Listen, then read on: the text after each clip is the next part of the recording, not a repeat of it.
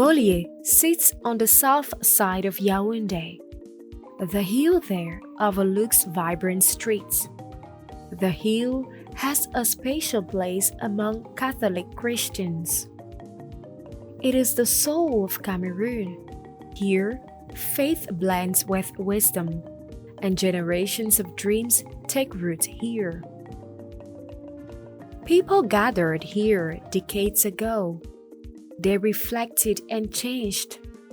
Today, faith fuels knowledge. Leaders continue to emerge from this place.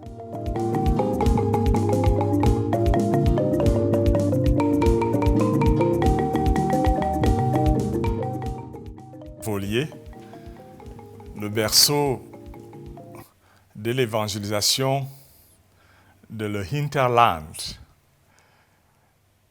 En effet, je dois vous dire que cette année 2026 est une année de grâce. À travers le calendrier des événements qui nous attendent, nous pouvons dire que tout est grâce et rien n'est au hasard. À savoir que 1901,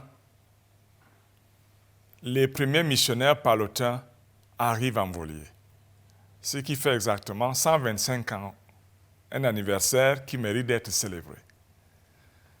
1906 est inaugurée l'église que nous appelons aujourd'hui Saint-Esprit, ce qui fait exactement 120 ans, un anniversaire qui mérite d'être honoré. Dans ce cadre-là précis, nous allons fêter aussi 100 ans de l'École Maria, résultat de cette évangélisation active auprès des femmes. Nous allons fêter aussi 100 ans de la congrégation des filles de Marie de Yaoundé, signe des vocations missionnaires religieuses ici même en Volier.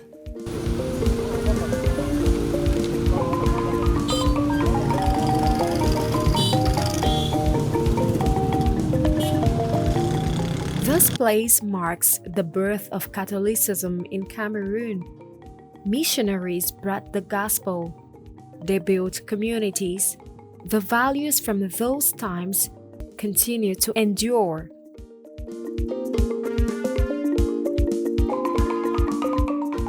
Je suis un membre de la Compagnie de Jésus, les Jésuites, depuis longtemps, depuis 1953. Il y a beaucoup de souvenirs. Parce que c'est Volier qui a été la première école de Yaoundé, la toute première. Et elle était pour les garçons d'abord, les filles se sont ajoutées. Depuis 1938, j'étais au cours enfantin, 37 même, l'année de ma première communion. Pour première communion, j'ai été inscrit à l'école.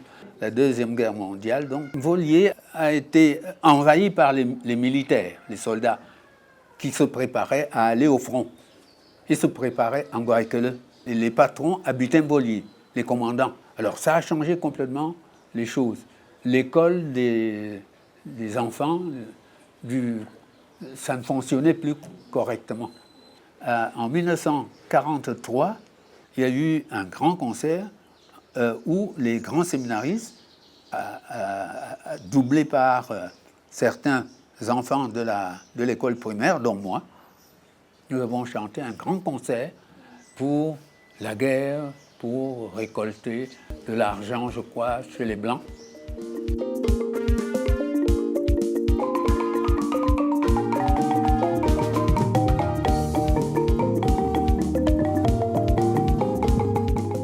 The Basilica of Mary, Queen of the Apostles, draws pilgrims.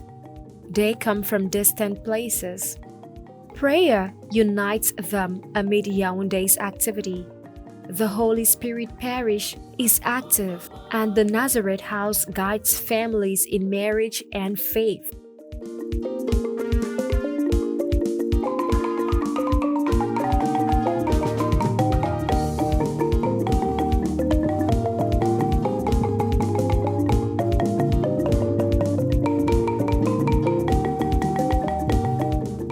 This is the spiritual center for marriage and family. His Lord, Monseigneur Jean Baga, Archbishop of Yaoundé, decided in 2018 to create this center to accompany the couples and the family in needs. It is a place where we used to receive couples and families to a spiritual doctrine, to help them to respond to their vocation.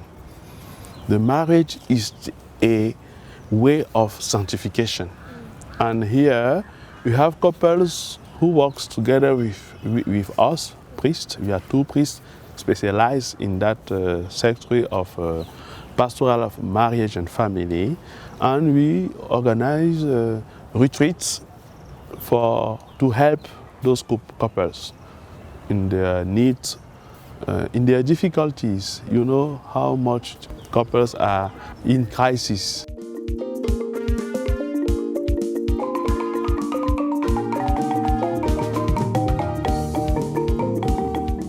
Some distinctive features in Volier. The Marian Grotto offers devotion,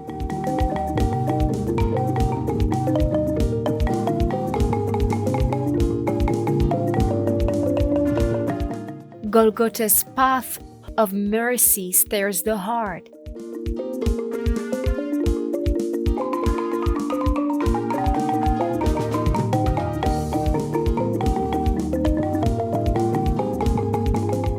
The Sacred Heart statue watches over the city.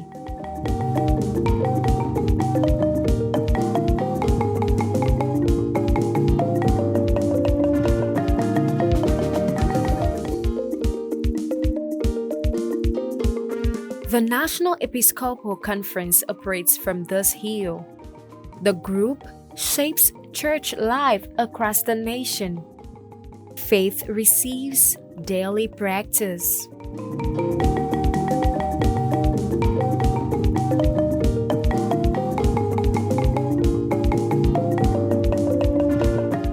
Volier serves as a center of learning.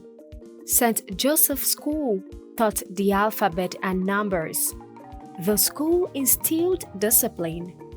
Excellence took root in Yaoundé children.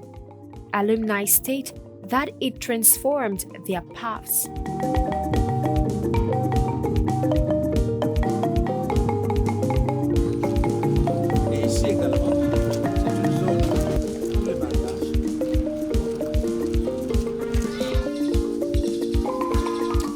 J'ai fait mes études primaires à l'école primaire Saint-Joseph de Volier, qui avait un côté garçon, c'est le Saint-Joseph, et un côté fille. Après, je suis allé au séminaire Sainte-Thérèse de Volier toujours. Volier, c'est la colline, n'est-ce pas, du savoir et de la piété. C'est un lieu mythique, un lieu de mémoire, de fierté pour notre pays, le Cameroun. Un endroit où également repose la plupart, on va dire, des personnalités que le Cameroun ait connues. Parce que nous avons en Volier un cimetière.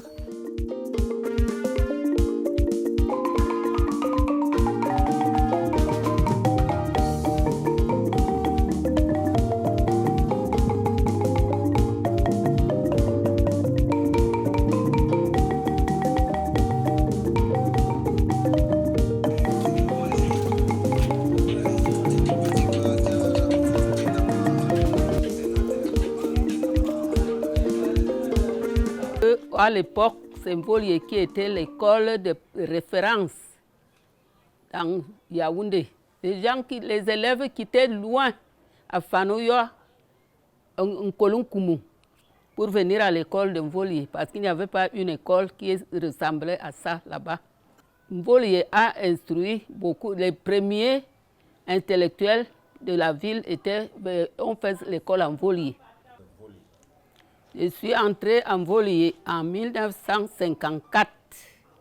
On appelait les cours enfantins. il n'y avait pas encore le nom de maternelle ni de jardin d'enfants. On appelait cours enfantin 1. Et en 1955, je suis entrée au cours enfantin 2. Et c'est ça qui est la CIL de maintenant. Et j'ai eu le CP en 1961, à l'âge de 13 ans. À l'époque, là, c'était l'école de l'Immaculée Conception. Après un certain temps, on a changé le nom de Notre-Dame de Mvolié. C'était uniquement pour les filles. Et de l'autre côté, c'était l'école Saint-Joseph. C'était pour les garçons. On nous interdisait même de traverser la route pour arriver là-bas. Sauf quand il y a une cérémonie, on se rassemble. Notre directrice était une religieuse, sœur Fabienne.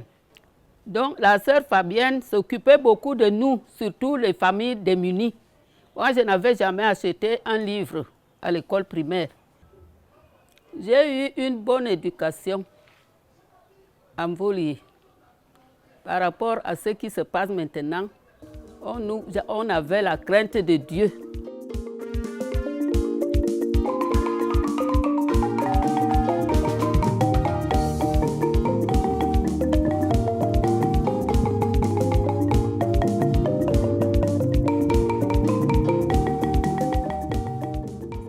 Avant d'être institutrice en Mvolié, j'ai d'abord été élève en Mvolié. À l'époque, on disait le cours enfantin. Cours enfantin 1, cours enfantin 2. J'ai commencé à enseigner au cours élémentaire 1. Cours élémentaire 1. Avec l'enthousiasme et tout, tout le monde est admis. Toutes les petites filles admises. On dit, ouh, elle enseigne. Hein? On se défendait. Mais les missionnaires, ils sont stricts. Si on dit, ils ont dit ça, c'est ça qu'on applique.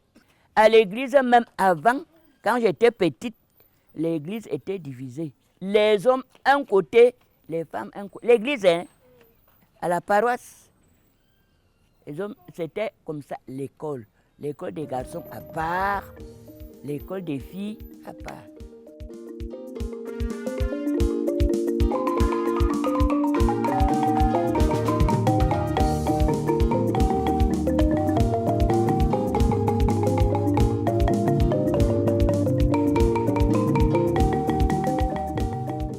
Je me souviens, à cette époque-là, je jouais au football en même temps à l'école primaire de Mvolié.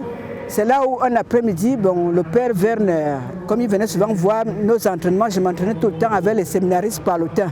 Le père me dit, je veux te rencontrer avec le père Joseph plus haut, au presbytère. Ils m'ont dit, bon, nous voulons que tu t'occupes de la sacristie.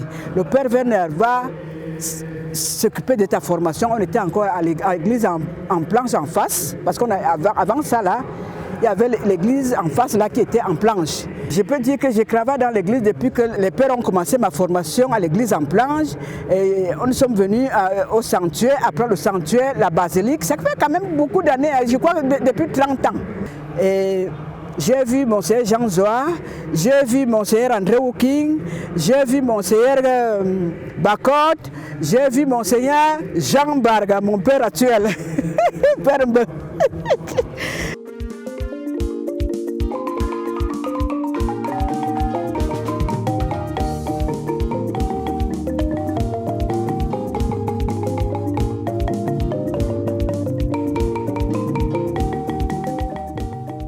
More schools followed. Collège Vogt trains professionals. Sainte Thérèse Seminary builds character.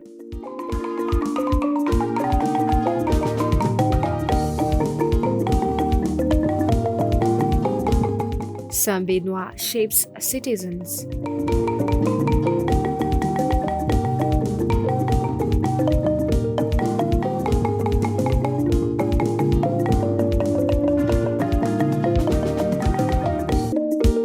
Monseigneur Jean Zoa teaches practical trades. Jeanne Légué-Messi provides bilingual education. The Daughters of Mary Sisters lead it.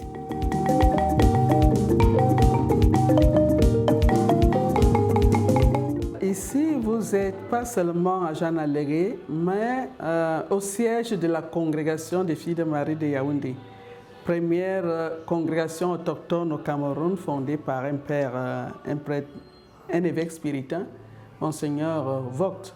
Le nom que porte le collège, c'est le nom de celle qui était là au début de la création. Et alors, au début, il s'agissait d'encadrer d'abord les jeunes filles, les jeunes femmes qui n'avaient rien à faire et qui ne pouvaient pas fréquenter comme les jeunes filles à l'époque. Donc, c'était tout simplement l'atelier de couture et apprendre la cuisine, c'était pour les encadrer. Et par rapport à notre charisme pour le développement intégral de tout homme et de tout l'homme, c'était là l'idée principale. Alors, lorsqu'il y a éducation, pas seulement les enseignements livresques, mais on intègre tout, le savoir-faire, le savoir-vivre, même la religion.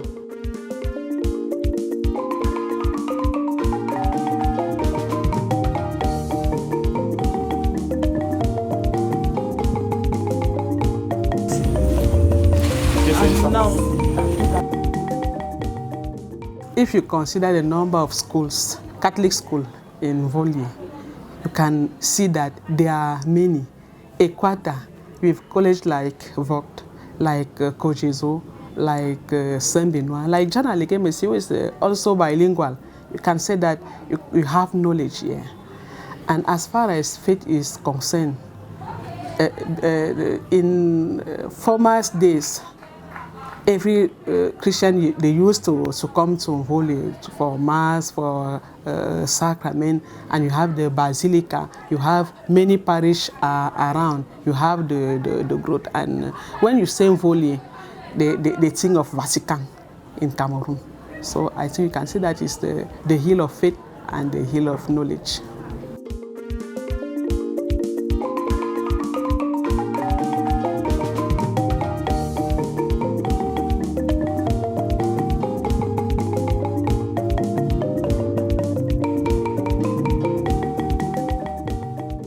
Universities now thrive.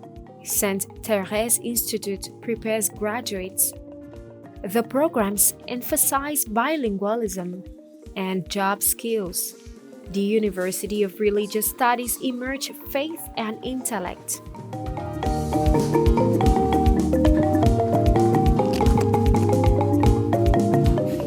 Beaucoup de chrétiens, après la formation pour les sacrements, le catéchisme primaire, ils n'ont plus du temps pour se former sur les questions de Dieu. On se contente de l'homélie du prêtre le dimanche, c'est insuffisant. Nous sommes dans un contexte où il faut que les gens soient capables de rendre compte de la foi, de parler de leur foi, même de la défendre, de comprendre pourquoi ils croient même en Jésus. Raison pour laquelle une telle offre de formation est très importante.